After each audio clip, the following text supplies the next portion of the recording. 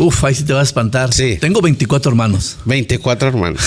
Yo desde ir a grabar, era musicalizar, y en aquel tiempo, no es como ahora, que ahora todos tienen en edición no lineal, era de máquina y máquina, era enter y échale a grabar. En una temporada muy, muy activa, entre 25 y 30 sistemas. Por ejemplo, vuelvo otra vez al 2005, que fue una temporada por demás activa, se terminaron las letras del alfabeto y se tuvo que recurrir al alfabeto griego.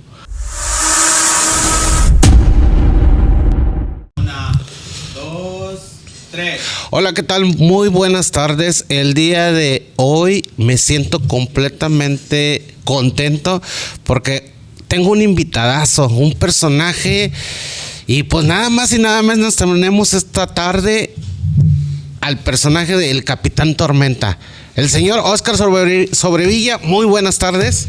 ¿Qué tal? Buenas tardes, un gusto saludarte. Gracias por la invitación. Me siento muy contento y le agradezco que haya aceptado la invitación. Y ahora sí vamos a empezar de lleno con la reunión. ¿Qué le parece? Me parece perfecto, adelante. Ok, vamos a empezar. Óscar, ¿dónde nace Óscar? ¿Dónde ve la primera luz? Yo nazco en aquel tiempo era una villa, no era ciudad todavía, no tenía la cantidad de habitantes para que se requiera ser una ciudad. Era Villa Naranjos, Veracruz, allá en el norte de Veracruz, a 1 hora de Tampico.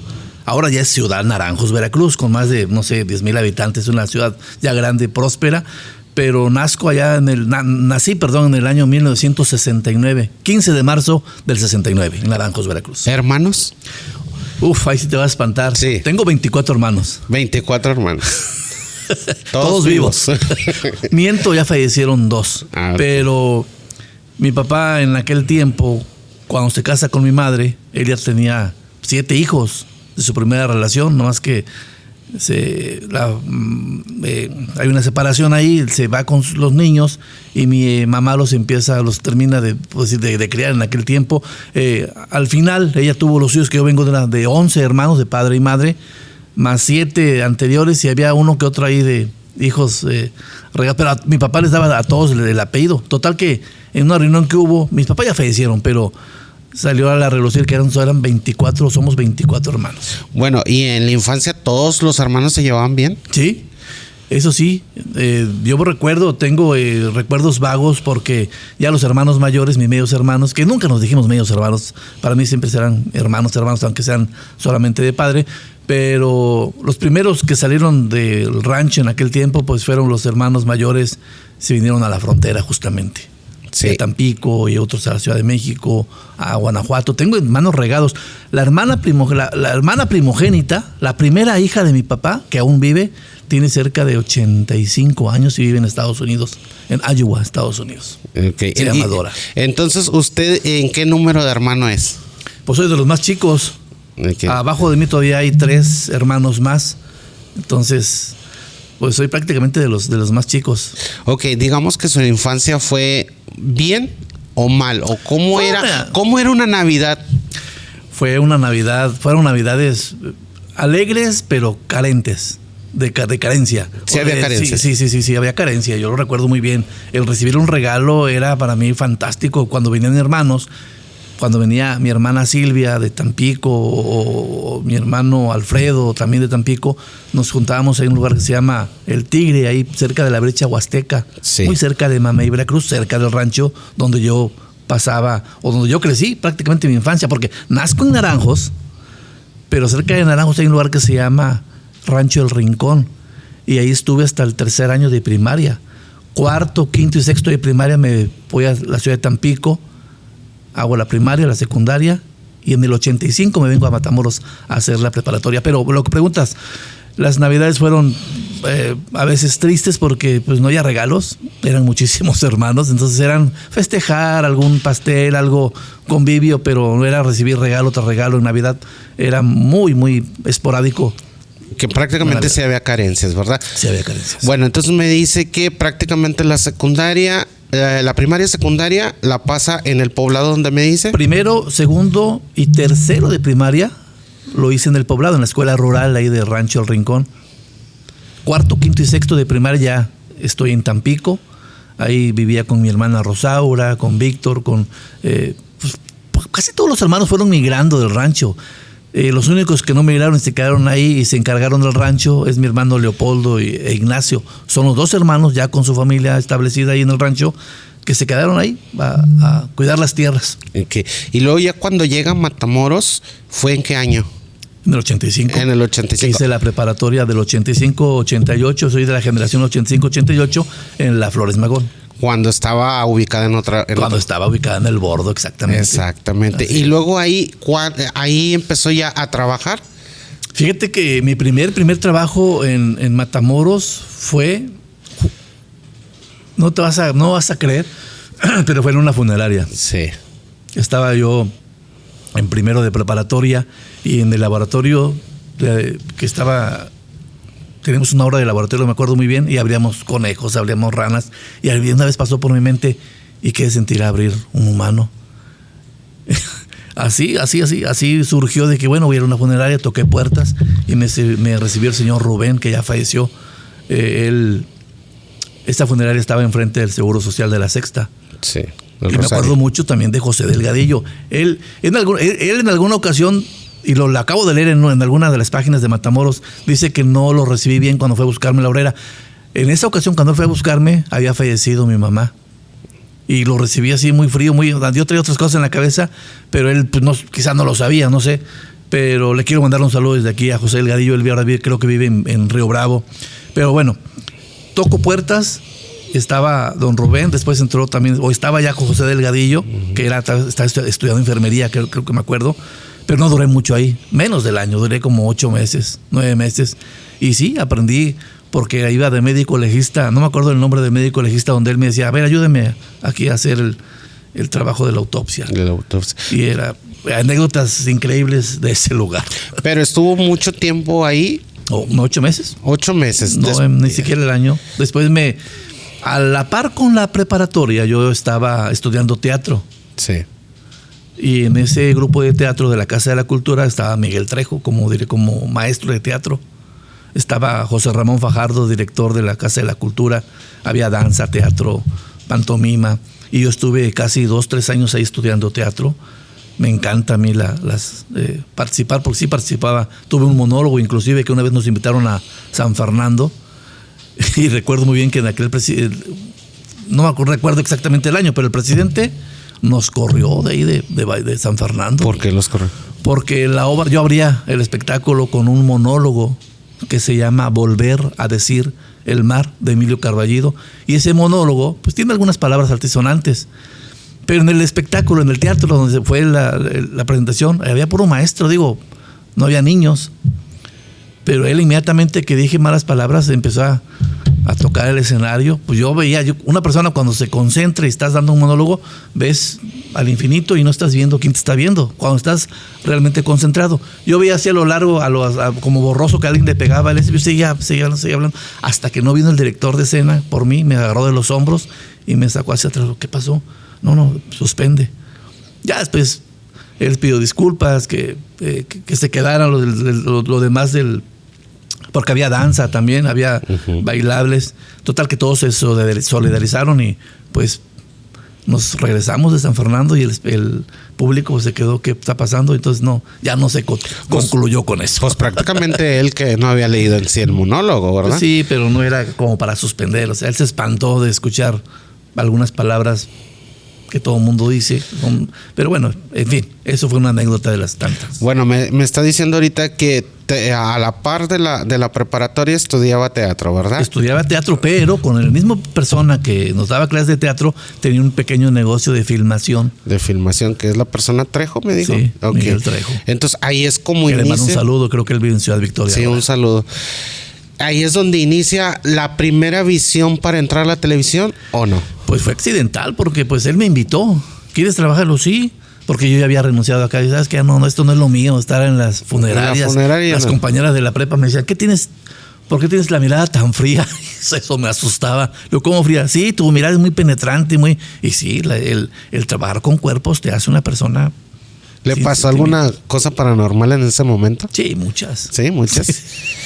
Bueno, entonces me dice ahí que trabaja con esta persona. Él se dedicaba más que nada a ¿qué? Él era maestro de CONALEP, me acuerdo muy bien. Era maestro de CONALEP pero también tenía su negocio de filmación, empezando a grabar piñatas, fiestas, quinceañeras, bodas. Después ya la compañía creció y se convirtió en una productora.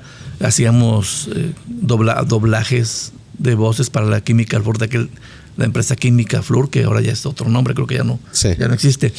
Documentales, y hacíamos trabajos interesantes de filmación, de grabación de bodas, pero también de documentales para compañías. Okay. Ahí empezó mi gusto por la producción, porque siempre había estado atrás de cámaras, pero cuando me invitan a estar frente a una cámara fue totalmente diferente, y eso fue ya en el 98. En el 98, pero me dice que le gustó la forma, más que nada, de ser, que era camarógrafo. Camarógrafo, editor, productor, hay cuenta que era el todo.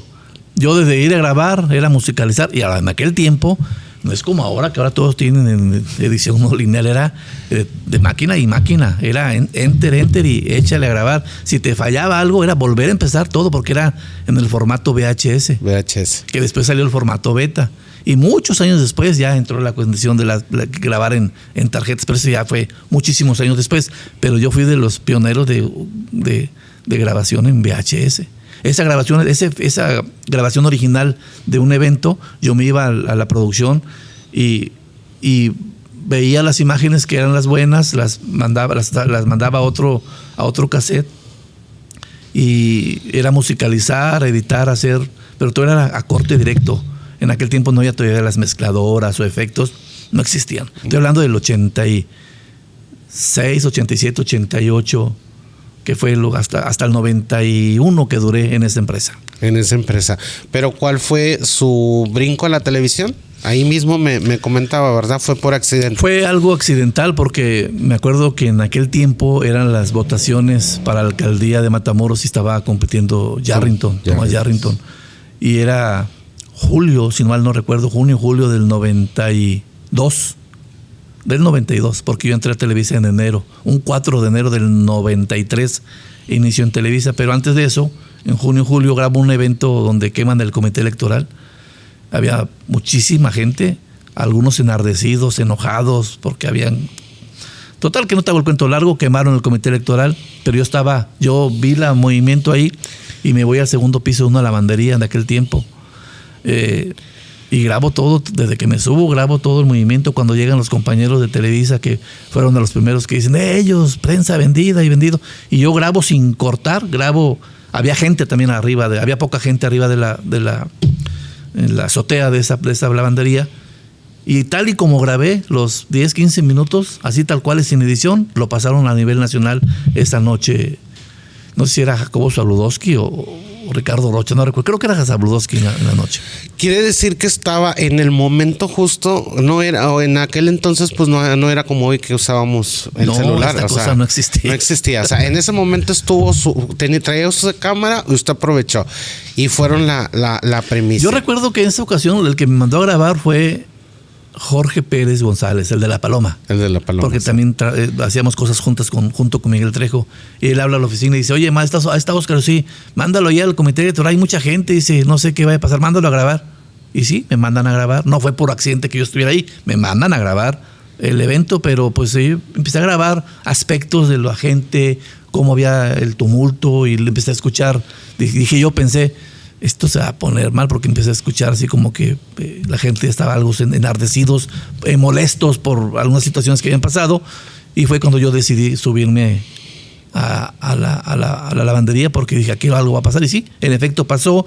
Empiezan a golpear al camarógrafo, le quitan la cámara, golpean, y increíble, antes no había las camcorder, no había, existían, pero los de Televisa traían la 3/4, la máquina la máquina grabadora aquí en el hombro, y había un multicable que iba a una pañalera, la máquina que grababa. Sí. Era el camarógrafo, y el ayudante del camarógrafo traía la casetera.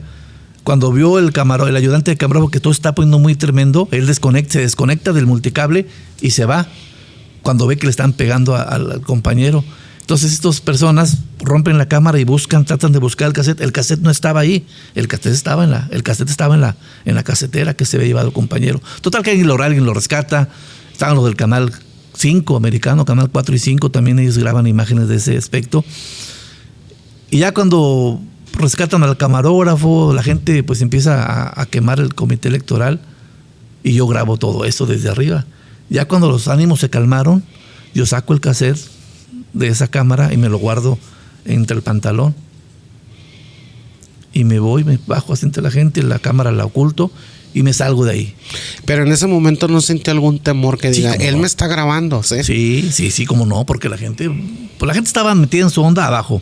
Pero si alguien me hubiera visto arriba grabando, pues muy seguramente me hubieran bajado a punta de golpes, no sé. Bueno, Me atrevo, pues. llega con el cassette. ¿Quién es el primero que se lo entrega?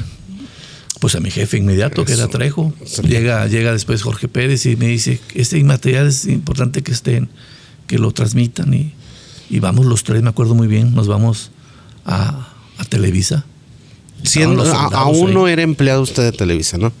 Llegan. Como era empleado, llegamos y pues era el único material calientito, cosas que acababan de ocurrir.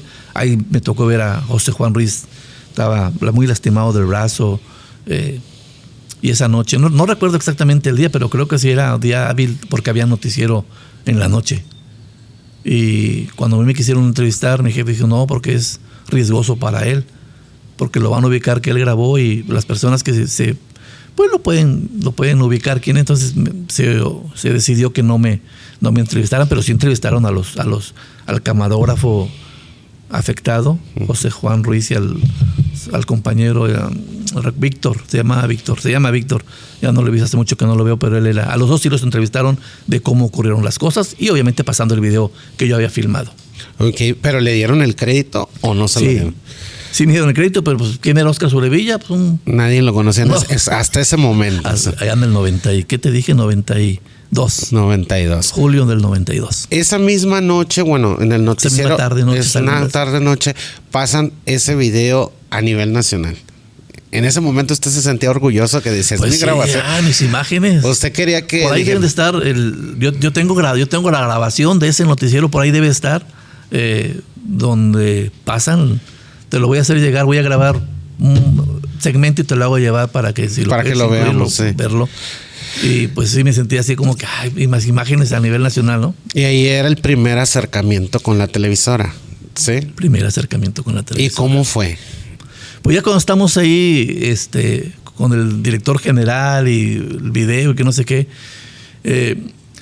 esta parte yo la tengo muy presente, sin embargo, Él dice que no.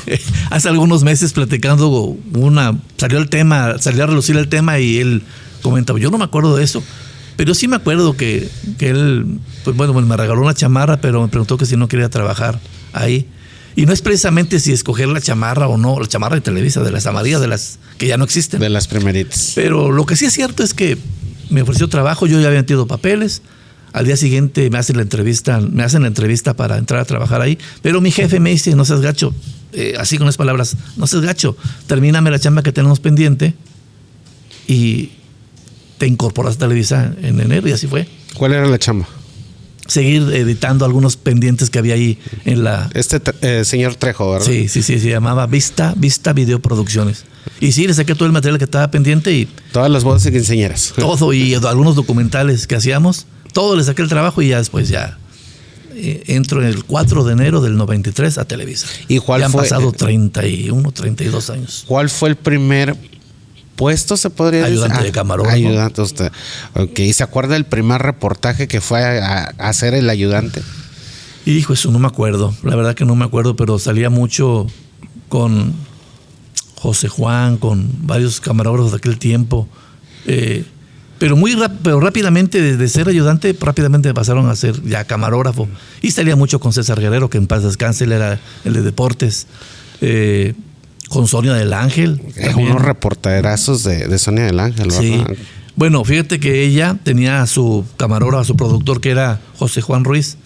Y Víctor, esa parejita era muy tremenda, muy trabajadora. Cuando me invitan a mí, después de ya varios años, bueno, no tantos, 1 o 2 años, a ocuparme de ese programa que se llamaba Entre Nosotros, que conducía Sonia del Ángel, pues me convertí en el productor y editor y camarógrafo de nos tocó viajar a varias partes. Lo que más me recuerdo es ese viaje a Catemaco, a hacer un reportaje especial sobre la vida de los brujos de Catemaco. Sí, era de Sonia del Ángel, mis recuerdos vagos eran unos reportajes, sí. Había muchos programas en Televisa de la producción Mujer Latina sí, se llamaba, sí. Había programas musicales que se llamaba Variadísimo. Con Luis Avendaño. Que no me dejen solo. Patty Rooks. Sí, Patty Rooks. El programa de Medicina al Día. Bueno, esos programas, Medicina al Día yo lo coordinaba, era un programa en vivo y lo coordinaba con los médicos.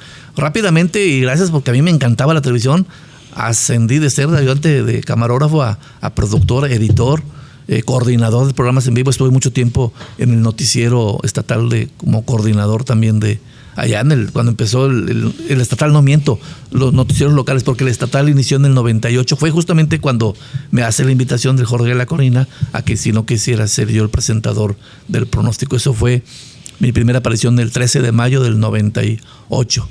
Ok, ahora sí, anunciando el tiempo. Como presentador del Como presentador del tiempo. ¿Tienen un presentador del tiempo tiene previo una preparación, no sé, cursos o algo por el estilo? Estuve en cursos intensos, me mandaron a Cuba, a La Habana, con el doctor José Rubiera. Pero antes de eso fue después, porque yo recuerdo muy bien que cuando entré a la televisión, yo nomás sabía de máximas, mínimas, y yo me acerqué al aeropuerto. Me acuerdo de José Castañeda, le mando también un saludo. Él fue mi primer, le llaman ellos dobleces, decir de qué está compuesta la atmósfera, qué es una máxima, qué es una mínima, la condición del cielo, cuál tipo de nubes hay, a la altura de las nubes, altas, medias, bajas. Todo eso me fui empapando. Pero antes de eso, pues es que fue a la par. Estaba yo al aire y me iba yo al aeropuerto a aprender con los amigos del aeropuerto, con don Mario Horta, Víctor Garcés, de aquel tiempo. Me acuerdo muy bien que ellos fueron mis primeros maestros de esto de la meteorología. Y me aventaron al ruedo sin saber agarrar, como dicen los toreros, ¿cómo le llaman? El capote. El capote, ni la así. Espada, sí. Y si tú ves un video de esos, los veo y me da risa porque tartamudeaba demasiado. Así, literal, el nervio y lo que tú quieras. Con el paso de los meses ya me fui como que acostumbrando. Es que el lente ese te impone. Sí. Te impone y ya sabes que está viendo muchísima gente y si estás en vivo no puedes tú, otra vez, no. Es en vivo y nada grabado. Entonces tienes que irte. Y ahora, no uso teleprompter. Realmente los conductores tienen abajo del lente hay todo lo que están diciendo en envío de notas y lo que leen de datos, lo están leyendo. De tal manera, pues se sienten cómodos y lo leen. Pero yo o leo o señalo. Entonces, ningún presentador del tiempo usa teleprompter, que yo sepa. Pero utilizan la pantalla verde, ¿verdad? La pantalla verde. Te tienes que empapar de lo que estás diciendo, lo que estás viendo, porque pues no puedes usar teleprompter. Tienes que... Al principio sí, era hacer yo mi acordeón, qué es lo que voy a decir, máxima, la mínima. Ahora, no había tanta tecnología, yo me acuerdo, y eso lo voy a decir, usábamos el mapa de The Weather Channel. Fíjate, estoy hablando ya del 98. Y a ese mapa, lo único que hacíamos era quitarle el logotipo de The Weather Channel. Así lo sacábamos al aire. Solamente 10, 15 segundos. Ya después los gráficos eran propios, hechos ahí en la empresa. Y era en PowerPoint. ¿Sí? Y ahora actualmente ya es una compañía que se le paga una compañía nos da mantenimiento para que nos tengamos imágenes del satélite y además los gráficos y las temperaturas de manera remota se actualizan automáticamente cada hora. Entonces ya es totalmente muy fácil, pero antes era un poco más difícil. O sea, cuando usted empezó era totalmente complicado.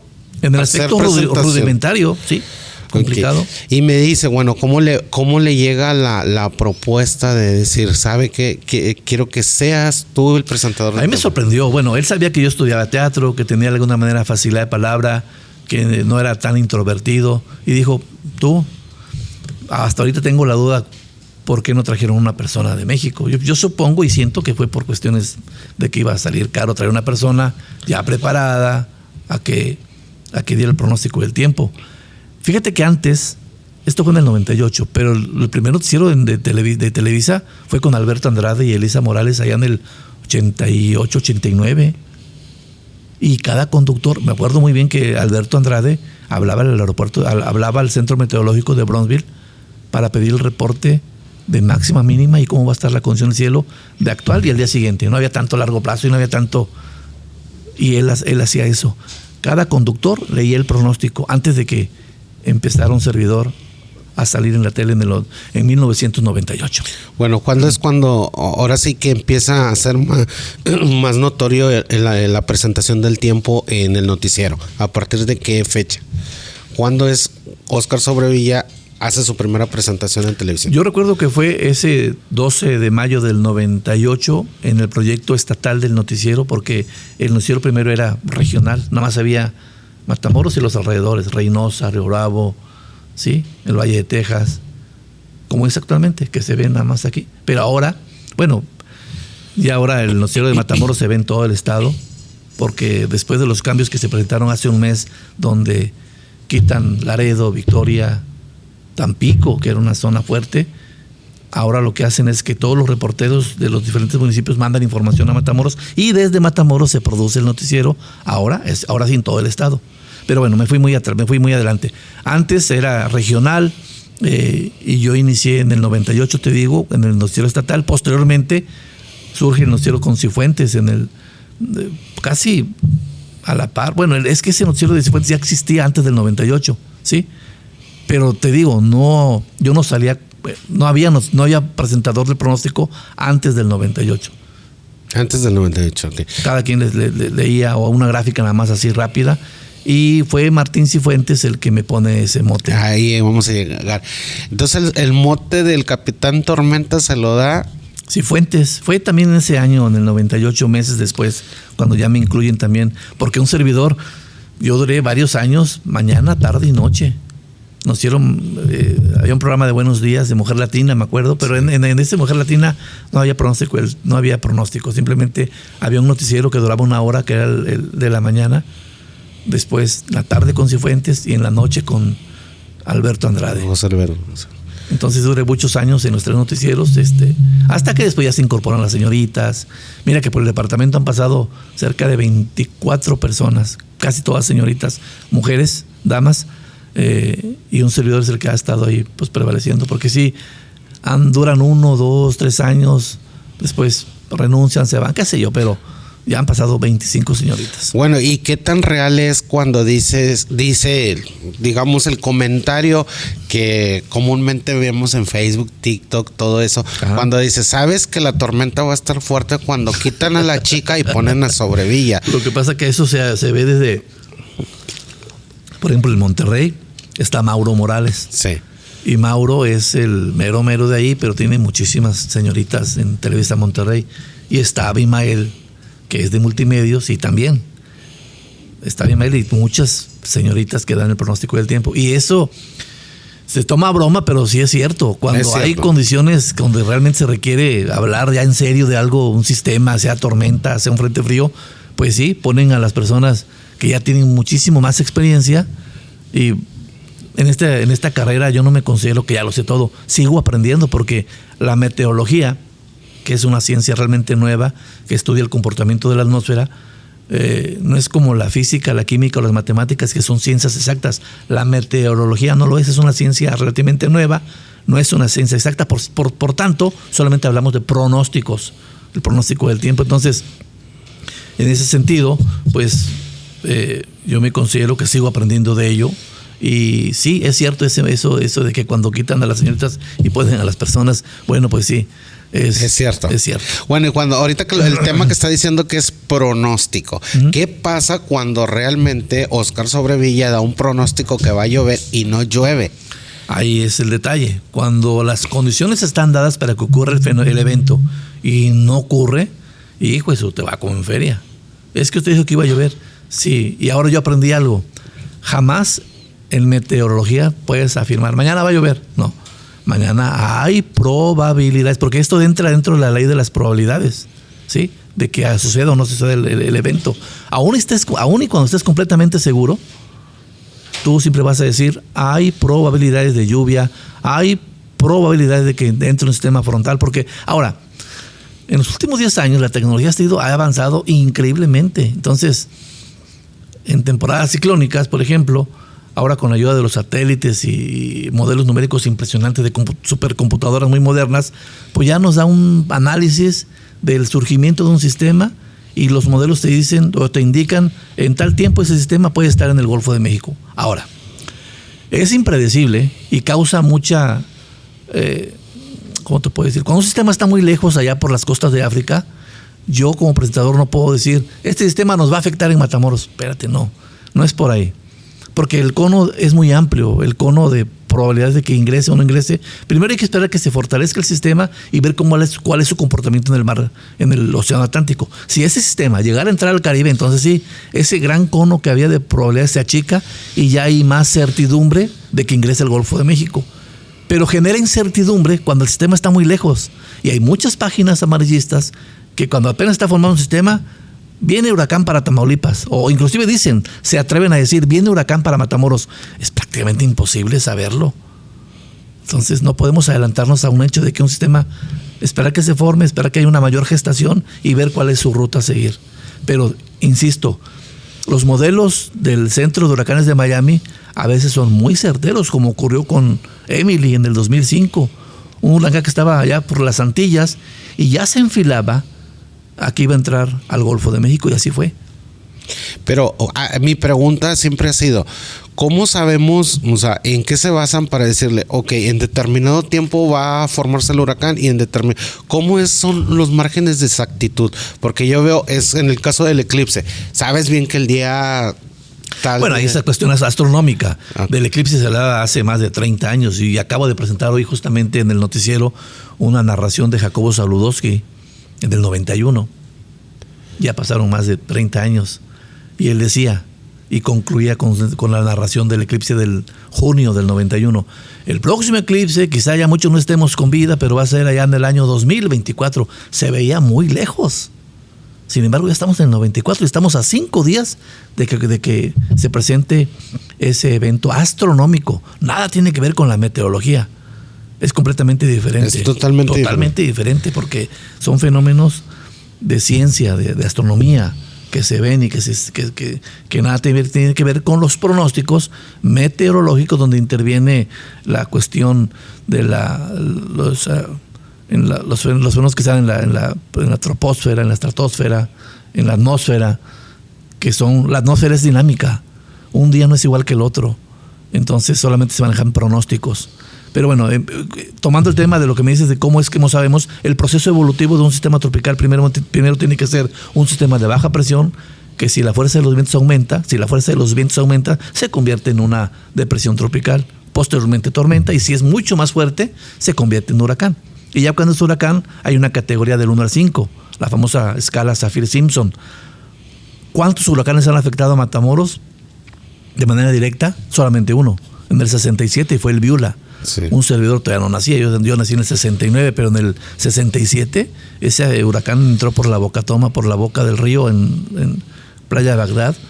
Pero en aquel tiempo Matamoros no era una ciudad densamente poblada como lo es hoy, pero sí dejó incomunicado varios sectores de la ciudad de Matamoros. ¿Por qué? Porque había inmensidad de lluvia, tremenda condición de inundación y fuertes vientos en la ciudad. Entonces, nosotros, primero que nada, cuando hay un reporte, es por medio de digamos, sabes que esta condición meteorológica puede afectar a Matamoros, primero se le informa a quién, o sea, ¿de dónde sale esa información? La información oficial es del Centro de Huracanes de Miami, que está en coordinación directa con el Servicio Meteorológico Nacional, que es la fuente oficial del gobierno mexicano, ¿sí? Ellos, con toda la tecnología de primer mundo que tienen, van siguiendo el sistema en aguas internacionales, allá en el Atlántico. Cuando el sistema tropical ingresa al Golfo de México y ya el servicio meteorológico lo tiene prácticamente, hay más certeza hacia dónde va a impactar, pues ya el servicio meteorológico pues prácticamente da los boletines oficiales a los medios, y ya los medios lo aterrizan a la población por medio de la radio, la tele, ahora con los medios digitales, con las redes sociales. Ahora, en ese tiempo aparecen muchos meteorólogos de la nada, o sea, inclusive se atreven a modificar o a manipular la gráfica oficial ya sea de México o de Estados Unidos, a ponerle flechitas. Me refiero a que si el sistema está en el Mar Caribe, ponen una flechita que va al Golfo de México, aun y cuando no hay certeza absoluta de que vaya a llegar al Golfo de México. Y eso provoca en la población alarman de más a la población, y eso no es correcto. Prácticamente cuando ha pasado estas inundaciones, ¿sí? ¿A qué se debe que a veces, como dice usted, es un pronóstico, desde la noche a la mañana llueve, no estaba pronosticada lluvia y se hace una inundación? Habrá que separar modelos, habrá que separar eventos. Si son eventos tropicales, sabemos de antemano que si el sistema está dirigido y sabemos que estamos a 4 o 5 días de que llegue, nos vamos a inundar. Pero no sabemos porque viene el sistema directito y hasta te asusta de que acá este sistema sí ve que se va a tocar el centro de Tamaulipas, por ejemplo, o va a tocar Veracruz. Un huracán no te afecta a una ciudad, un huracán te afecta a varias ciudades al mismo tiempo. ¿Y qué tanto es mito y realidad que estamos protegidos por los extraterrestres? Porque nunca pegan huracanes. ¿O a qué se debe? ¿Cuáles son las condiciones? No podemos decir nunca porque no estamos exentos de... Pero si refrescamos la memoria histórica, hablamos del 67 de Viula, hablamos 2005 del huracán Emily, 2008 de Dolly, 2010 del huracán Alex, y del 2010 para acá no ha habido ningún sistema en la zona noreste, y por eso ahora estamos sufriendo de una sequía terrible. Las presas de la región están en niveles críticos, tanto Coahuila, Nuevo León y Tamaulipas, y esto es realmente... Tan crítico es que varias ciudades, varios municipios de Tamaulipas ya están haciendo tandeos de agua. Matamoros no lo ha aplicado, pero muy probablemente en Matamoros se tengan que recurrir a que corten el agua en ciertos momentos del día porque está crítica la situación en cuanto al agua. Tanto su labor como en pantalla también ha sido su labor en el exterior, ¿verdad? También ha cubierto ahora sí, ¿cómo se llama? ¿Una tormenta? Sí, yo recuerdo muy bien cuando se hizo la cobertura del huracán Emily. Nos tocó estar en el servicio meteorológico en Brownsville, en el National Weather Service. Inclusive ahí pasé la noche. Porque cuando un sistema está prácticamente amenazando, ya estamos hablando de 150 kilómetros frente a las costas de Tamaulipas, pues tienes que estarle... Me da cuenta que poniéndole huella, y no puedes tú descuidarte, irte a dormir y regresar, probablemente ya no puedas cruzar por cuestión de lluvia, viento, lo que sea. Se decidió pasar la noche en ese lugar. Pero la pregunta que me hacías, y me quedé a medias, tendríamos que dividir eventos tropicales y eventos de tormentas eléctricas. De esas tormentas de que de repente no estaban pronosticadas y ¡pum!, amaneció inundada la ciudad. Ha pasado. Sí. Ha pasado, porque a veces dices tú, hay 20-30% de lluvias, tormentas eléctricas, pero a veces no ves en el reporte que hay aviso de inundaciones repentinas. Ahora ya se ha aplicado ese término, porque antes no era así. Hay pronóstico de lluvias, no te decían si se puede inundar o no se puede inundar. Ahora, el grueso de la población, cuando ve un 100% o 90% de lluvias, piensan automáticamente se va a inundar la ciudad. Yo soy una de ellas. Pero déjame decirte de que la probabilidad no determina de ninguna manera la cantidad de lluvia que pudiera caer. Hemos tenido en la región 20% de lluvias, 30%, y se ha inundado increíblemente la ciudad con un 30-40%. Ha habido ocasiones que tenemos arriba del 60-70% y no cae una sola gota. Entonces, esa cuestión del pronóstico es meramente, tienes que estar muy... A veces vemos el cielo negro y dices tú, caray, ya viene la lluvia. Y vemos las condiciones dadas, inclusive en el radar. Pero ¿qué ocurre? A veces en las altas capas el viento es tan fuerte que toda esa nubosidad se la lleva el viento al mar, y en la ciudad no cae nada y cae en el mar, siendo que había un alto porcentaje de lluvias. O al revés, de que tú dices, está la condición dada, no es tan negro el cielo, pero de repente empieza a llover intensamente y que no estaba pronosticada tanta lluvia y cae. Entonces, a veces muy difícil. Con las tormentas tropicales de verano me estoy refiriendo. Cuando son eventos tropicales que va siguiendo la tormenta tropical, es completamente diferente y ya hay más certeza porque las vas monitoreando desde que surgen del Atlántico o en el Caribe o que se metan en el Golfo de México. Mientras tanto, no es. Bueno, y un reporte meteorológico también va incluida lo que nos platicaban nuestras abuelitas, las famosas cabañuelas, también pueden entrar dentro del reporte meteorológico. Fíjate que eso de las cabañuelas se cumplía. Que nunca las he entendido. Todavía yo tampoco lo entiendo mucho. Sé que el mes de enero son los primeros 12 días, que enero, febrero, marzo, como se comporte el primer día, ¿qué es? ¿De enero? De enero. Van a estar los demás meses. Ajá, algo así. No entiendo mucho las cabañuelas, pero déjame decirte que actualmente ya no es tan real. El cambio climático y el calentamiento global ha provocado de una manera que haya desfasamiento tanto de las estaciones como por ejemplo, el invierno ya no es como antes, que yo me acuerdo que el 20 de noviembre era usar siempre chamarra o pants, y ha habido 20 de noviembre que son muy, muy calurosos. Navidades de 24 de diciembre con sol y con calor, entonces prácticamente no es tan fiable. Aparte no tiene un fundamento científico eso de las cabañuelas. Okay. Igual que la canícula. La famosa canícula de que los 40 días más calurosos del año, aún no empieza la canícula y ya estamos teniendo calores insoportables en mayo, junio. Digo, realmente no es tan fiable. Entonces, tanto las cabañuelas como la canícula no hay un fundamento. Sí, la canícula se supone que es cuando el sol está más cerca y hay el mayor calentamiento, que es en julio, agosto, que dura 40 días, pero insisto, no porque ya termine la canícula el tal día de agosto quiere decir que ya no va a hacer calor. El calor va a continuar antes o después de que inicie la canícula. O sea, no hay una fecha exacta que decir solamente en estos 40 días va a hacer calor, los demás ya no tanto. Ya no es como antes. Es como el famoso fenómeno del niño y fenómeno de la niña. También el calentamiento y el enfriamiento del agua, el niño y la niña. Ok. Bueno, y retomando un poquito que dijo que estuvo cubriendo el huracán Emily. ¿Sí? ¿Qué se siente estar en un huracán? Bueno, su experiencia, es adrenalina, es la responsabilidad, yo como presentador, de seguir monitoreándolo y de leer y de expresar al público, porque los reportes te llegan de una manera técnica, con reportes con condiciones que no va a entender la población. Tienes que ser muy, muy sencillo a la manera de tú decir la llegada de un sistema tropical. De qué manera va a afectar, si va a haber inundaciones, qué tanta la fuerza del viento, hacia dónde, o sea, cómo se comporta el huracán, si de manera errática o lleva una dirección fija hacia tal punto. Y los reportes que te llegan del centro de huracanes o también leyendo lo del Servicio Meteorológico Nacional, tienes que estar muy pendiente depende de cada hora te meten al aire, aún y cuando no haya noticiero, te estás transmitiendo cada hora en cápsulas informativas el seguimiento del sistema tropical. Más, repito, cuando un sistema está afectando algún punto de la costa de Tamaulipas. Se le da más importancia. Prácticamente en un huracán no duerme usted. No duermo en el aspecto cuando estamos viendo que está casi directa. Por ejemplo, yo me acuerdo muy bien del huracán Erika. No me acuerdo, pero fue en el 2003.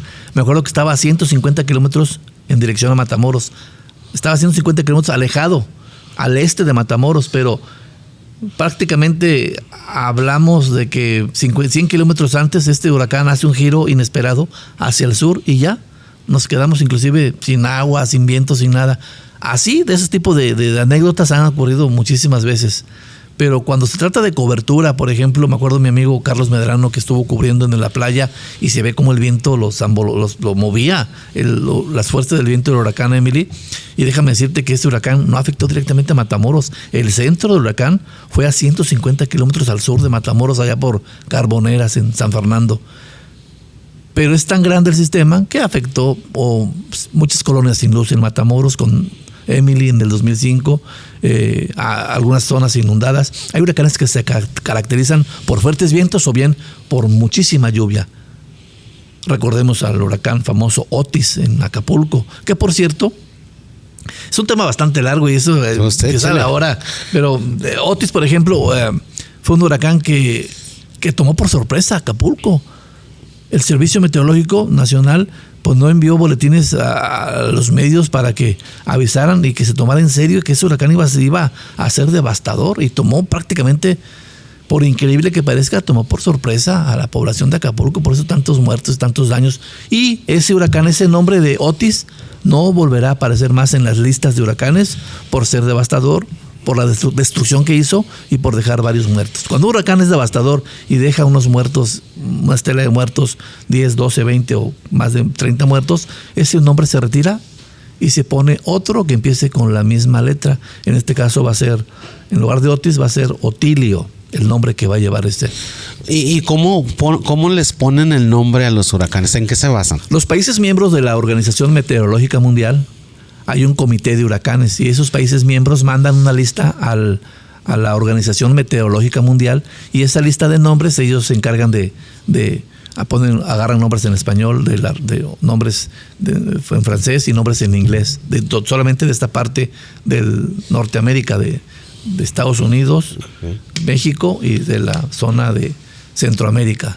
Los países miembros mandan esos nombres y ya la organización se encarga de hacer una lista son 6 listas las que existen, 6 listas de nombres para huracanes o tormentas, tanto en la zona del Atlántico y otras 6 listas en la zona del Pacífico. No son los mismos nombres los que se manejan en el Atlántico a los que se manejan en el Pacífico. Katrina, que fue un huracán devastador también en 2005 en Nueva Orleans, sí, dejó de aparecer Katrina y se reemplazó con el nombre de Katia. Tiene que ser con la misma letra y por supuesto con el nombre, si es masculino o femenino.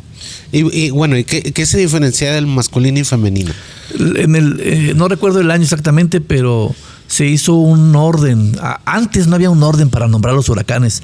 Cada presentador o cada persona, meteorólogo en turno que lo descubría, le ponía el nombre del santo de aquel tiempo, el nombre de político, el nombre de su suegra, en serio, y no es broma. Ponían los nombres sin ningún orden en por cuanto destructivas. Sí. Entonces ya no recuerdo bien la fecha, pero la Organización Meteorológica Mundial retomó y puso control en cómo se iban a bautizar los sistemas tropicales. Antes eran por nombres de mujeres y cabía el nombre de que las mujeres son muy destructivas, no sé qué. Pero ya hubo después un orden de decir, no, va a ser hombre de masculino y femenino. No tiene nada que ver, simplemente se incluyeron nombres masculinos y femeninos y son una total de 25 nombres, van de acuerdo al alfabeto, de la A a la Z. Okay. Más o menos en un año, ¿cuántos huracanes puede haber? ¿No se sabe? En una temporada muy, muy activa, entre 25 y 30 sistemas. Por ejemplo, vuelvo otra vez al 2005, que fue una temporada por demás activa. Se terminaron las letras del alfabeto y se tuvo que recurrir al alfabeto griego. Alfa, beta, gamma. Han sido 2 ocasiones, 2005 y 2010, que tuvo que recurrir al alfabeto griego. Realmente sí existe, como lo acaba de decir, una temporada de huracanes. ¿Cuándo es un mes que diga, nunca va a pasar un huracán? En meses del agua está fría en el Atlántico, no va a haber formación de sistemas, meses de noviembre, diciembre, enero, febrero, marzo.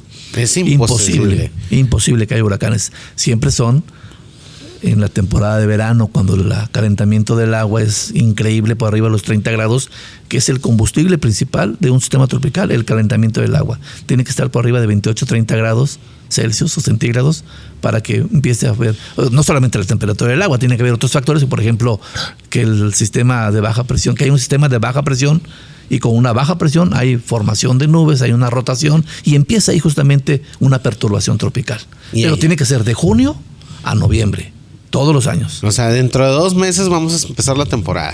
De junio a noviembre, dura 6 meses la temporada ciclónica. Y puede haber 25 huracanes. ¿Sí? Entre 25, 30 cuando es muy activa, o simplemente 15 o menos cuando es muy poco activa la temporada ciclónica. ¿Y quién pone las categorías del 1 al 5? Hace muchísimos años, 2 ingenieros del Centro de Huracanes de Miami, el ingeniero Simpson y el ingeniero... ¿Y por qué todo pasa en Miami? Es lo que me llama la atención. Porque ahí está el Centro de Huracanes, un edificio impresionante en cuanto a cobertura, el gobierno de Estados Unidos tiene los aviones cazahuracanes. Un servidor tuvo la oportunidad en el 2001 de volar en un avión de esos, pero no nos tocó volar en un huracán. Era un vuelo de reconocimiento, un vuelo científico de investigación en la zona de Oaxaca.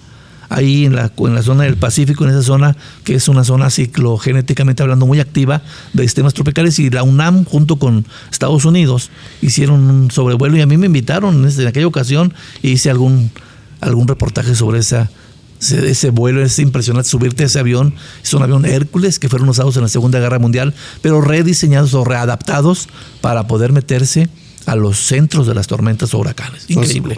Prácticamente es un avión, es un laboratorio volador, un laboratorio, porque solamente dentro del avión solamente hay computadoras, hay radiosondas, hay equipos de cómputo que sirven para medir la fuerza, la velocidad, el viento de un huracán. No propiamente el avión. El avión hace su trabajo de meterse dentro del huracán, pero el avión trae radiosondas que son lanzadas constantemente dentro del huracán para que lancen información en tiempo real al satélite, y el satélite va a mandar información al centro de huracanes de Miami, y es con esa información, además de los satélites, que se hacen los modelos de proyección hacia dónde se mueve el huracán. Es increíble, es algo muy sofisticado. Prácticamente ese avión no lo puede derrumbar el huracán. Fíjate que es la zona más segura dentro de un huracán. Es increíble, pero ese avión no pueden ser aviones de turbina, tienen que ser de turbohélices. Ahora, un avión no puede atravesar un huracán así de manera, porque las paredes del huracán hay viento, hay tiempo severo, hay viento ascendente, descendente, hay granizo, que si el avión intentara meterse, simplemente volaría en pedazos. El avión lo que hace es meterse por arriba, estamos hablando de una altura de 8 kilómetros, y se mete por arriba del ojo del huracán. Y el avión no puede durar más de 8 minutos dentro de un huracán. Suelta las ondas y se tiene que volver a salir.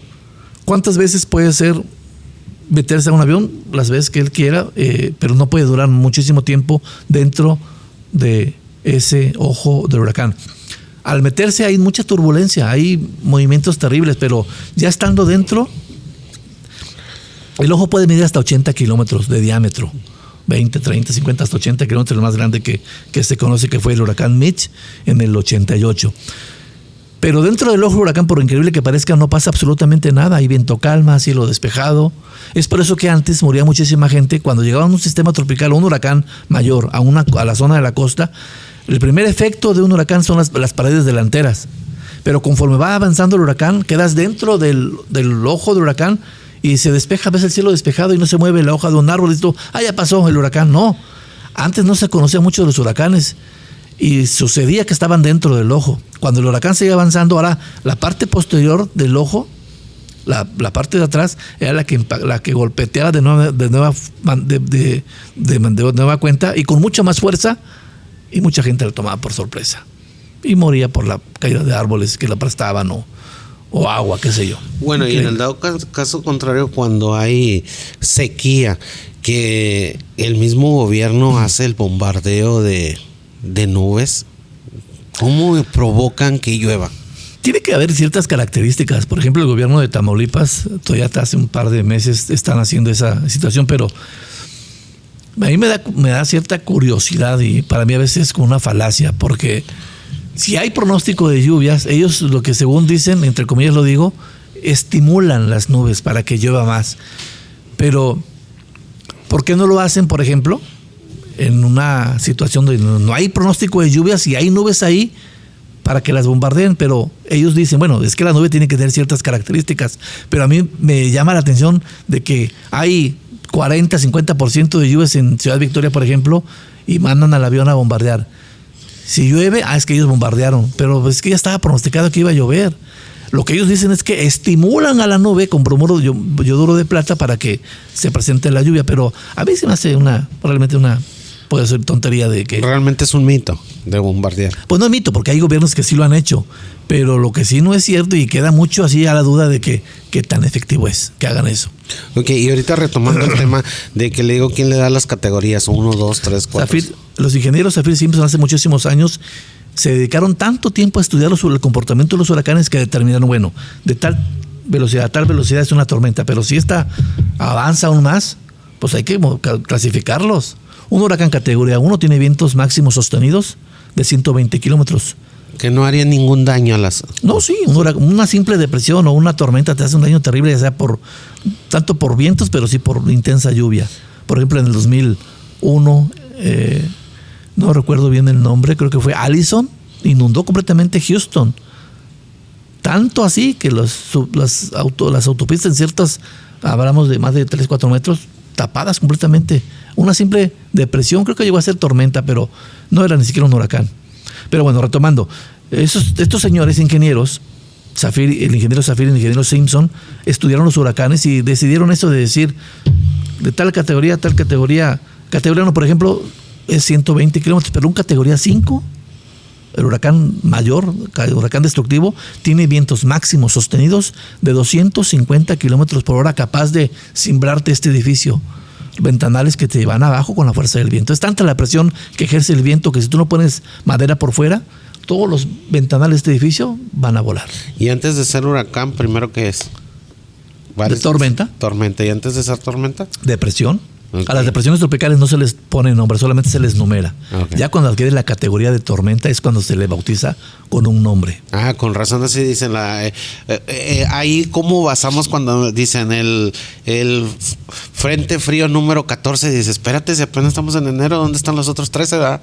O sea, ¿en qué se basan para decir eso? Sí, llega el frente frío número tal... ¿O cómo lo van contabilizando los? Lo que pasa es que la República Mexicana empieza desde Tijuana, no es solamente Matamoros. Ah, ok. De Tijuana a Matamoros. Sí. Si el Frente Frío número 3 ingresó por Tijuana, pero se disipó en la Sierra Madre Occidental y ya no llegó al noreste, el Servicio Meteorológico ya lo contabilizó y así ha ocurrido. Por ejemplo, aquí nos quedamos en el número 8, un ejemplo. Sí. Bueno, vamos a hacerlo más actualizado.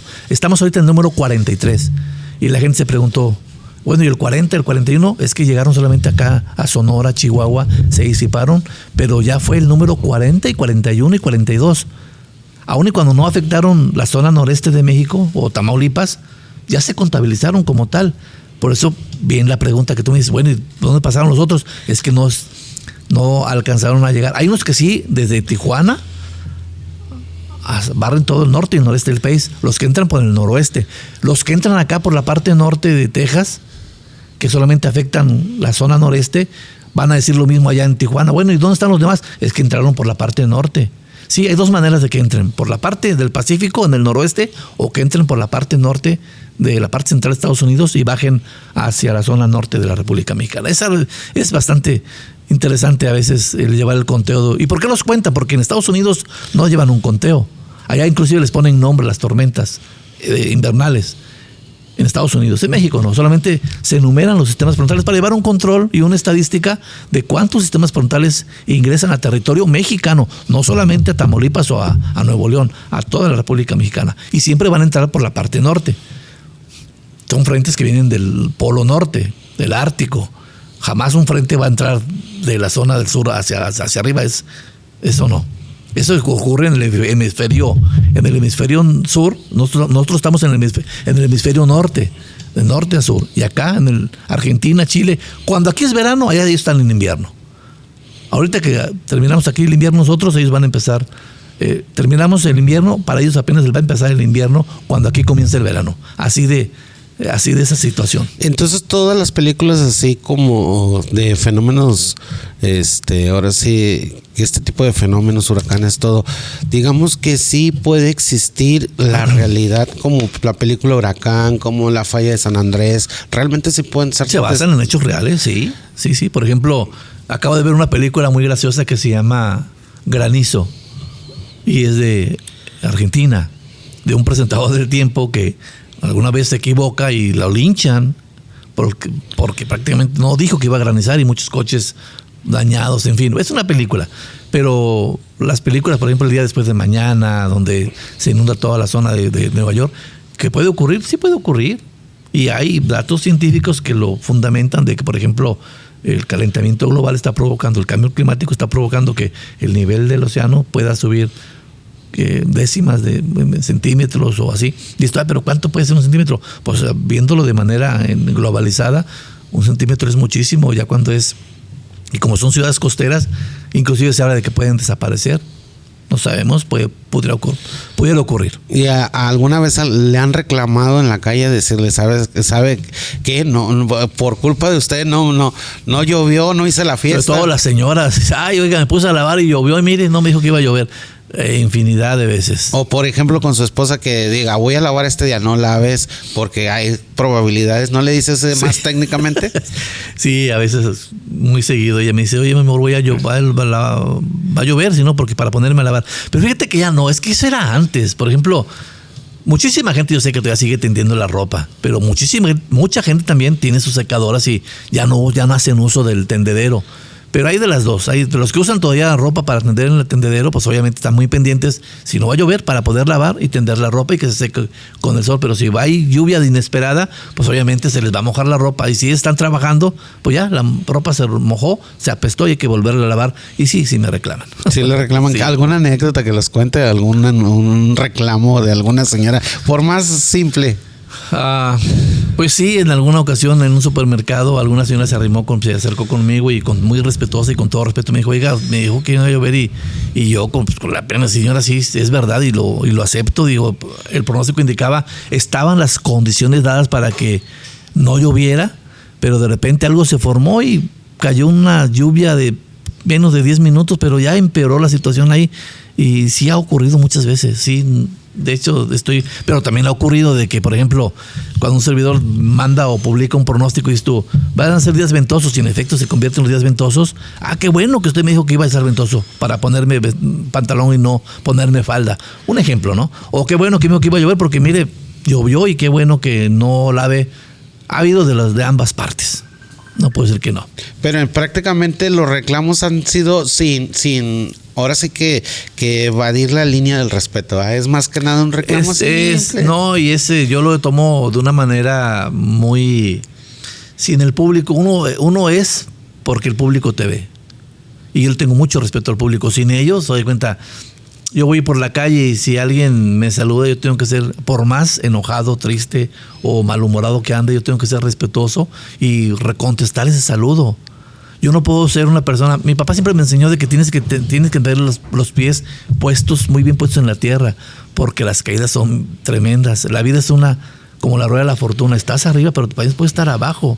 Entonces tú tienes que estar igual. Estés arriba o estés abajo, tienes que ser siempre el mismo, el sencillo, el que te contesta las llamadas, te contesta el saludo, porque el día que no estés... La televisión es un fenómeno algo muy cruel, porque estás vigente en la tele y eres Oscar Zorrilla, pero cuando ya no estás en la tele, por una u otra razón, que te jubilaste, que te corrieron, que ya pasó tu ciclo, al paso del tiempo la gente se olvida de ti. Entonces tienes que ser siempre muy cordial, muy amable y ser el mismo en la tele y no fuera de la tele. Así de sencillo. Ya prácticamente estamos cumpliendo ¿cuántos años en la televisión? Como el Capitán Tormenta. 25, 26 años. 25. En la empresa tengo 32. Ya 32 años. Voy a cumplir 32. Cumplí 31. En enero del 2025, si Dios me presta vida, y todavía vamos a cumplir 32. Ahora se acerca ya también, tengo 55, acabo de cumplir el 15 de marzo. Se acerca ya pues el decir adiós en 4 o 5 años más, la jubilación, despedida y todo eso, porque también hay que disfrutar la familia, no todo es televisión y todo es estar, todo tiene su ciclo, todo tiene dice la Biblia inclusive, todo tiene su tiempo debajo del cielo, tiempo de llorar, tiempo de reír, tiempo de abrazar. Entonces si llega el tiempo ya de decir adiós, pues habrá que hacer seguramente y dar las gracias al público por todos estos 32, 35 años, 40 quizá, que voy a cumplir. ¿Ir a extrañar la televisión? Sí, cómo no. Es algo que es parte de tu vida, es parte de del día con día, llueva, truene, a calor, tienes que estar cumpliendo en la televisión. ¿Y habrá ahora sí que un continuador de un legado? ¿Un Capitán Tormenta Junior? No lo sé, pues si pudiera ser. ¿Le gustaría que uno de sus hijos se dedicara a eso? Pues mira... Tengo 4 hijos y de los 4, todos, una es maestra, uno se fue por la ingeniería, mi hija mayor tiene 22, otra hija le gusta, quizá una de ellas, pero no le gusta mucho, no le gusta nada el estar frente a la tele, le gusta más estar atrás y está estudiando justamente eso, pero en Estados Unidos, entonces, y otro es ingeniero petrolero, entonces creo que de los 4 ninguno se va a inclinar por la cuestión de de la meteorología. No. Entonces, prácticamente el día que usted falte, ¿quién los va a dar el reporte? El mundo sigue. Mira, yo he aprendido algo bien importante, que somos todos necesarios, y esto aplica para cualquier empresa. Somos necesarios, pero no indispensables. Si tú no estás, hay otro que va a entrar en el engranaje para que esto continúe. La televisora va a seguir, el noticiero va a seguir, aun y cuando un servidor ya no esté. Pero sí es cierto lo que dice. Por ejemplo, hay un ejemplo muy palpable cuando Miguelito Morales falleció, ese intrépido reportero, pues que nadie ha llenado ese carisma que él tenía, nadie lo ha llenado. Entonces quizá pudiera ser de que cuando yo me despida, que quizá alguien se quede, pero alguien que tenga ese mismo, pues mira, 30 años no se dicen fácil. Sí, efectivamente. Bueno. La continuidad, la mantenerse en una empresa no es fácil, porque tienes que tener, primero, ser responsable y no faltar. En fin, son muchos factores que intervienen para que, pues mira, yo empecé, por ejemplo, algo que no te he platicado. En el 2005, a raíz de Emily, yo tuve la iniciativa de visitar las escuelas primarias y secundarias para dar una plática a la cual llamé Por una mejor cultura de la prevención. Y visitaba desde primarias, secundarias, a veces preparatorias. Pero la primera administración que dijo, fue con el presidente, en aquel tiempo era Baltasar Hinojosa, que fue presidente municipal de Matamoros. Sí. Estuve los 3 años yendo a las escuelas, pero obviamente con un pequeño sueldo en presidencia. Después de Baltasar estuvo con Eric Silva, nunca se dio, porque hay administraciones que no le apuestan, no les interesa o no le apuestan a la prevención. Con Chuchín de la Garza fue lo mismo, ¿no? Pero con Leti Salazar, sí, los 3 años, hay cuenta, yo llegué con el proyecto y al día siguiente ya estaba yo trabajando.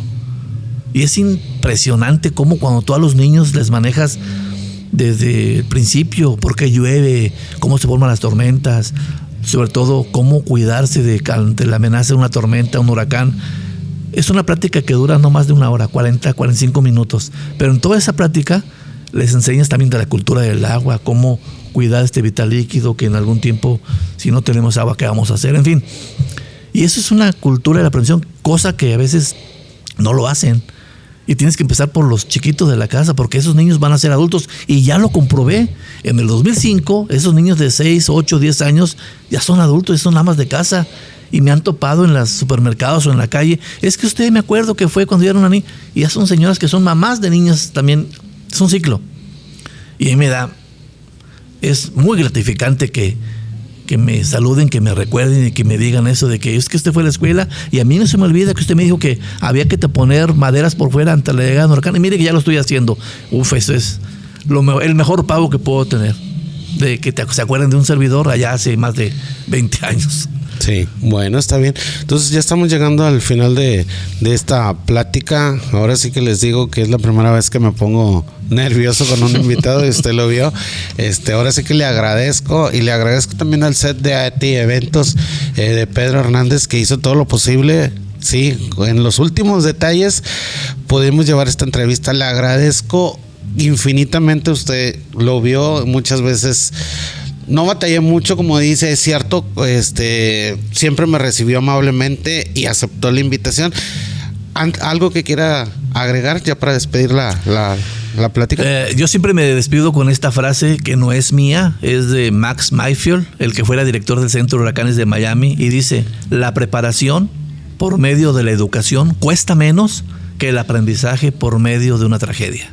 La repito, la preparación por medio de la educación cuesta menos que el aprendizaje por medio de una tragedia. Y esto lo vamos a ejemplificar de esta manera. Aquella persona que va con su niño caminando por cierta calle de Matamoros y hay un hoyo, una alcantarilla abierta, que ha estado abierta por años y nadie le ha puesto atención.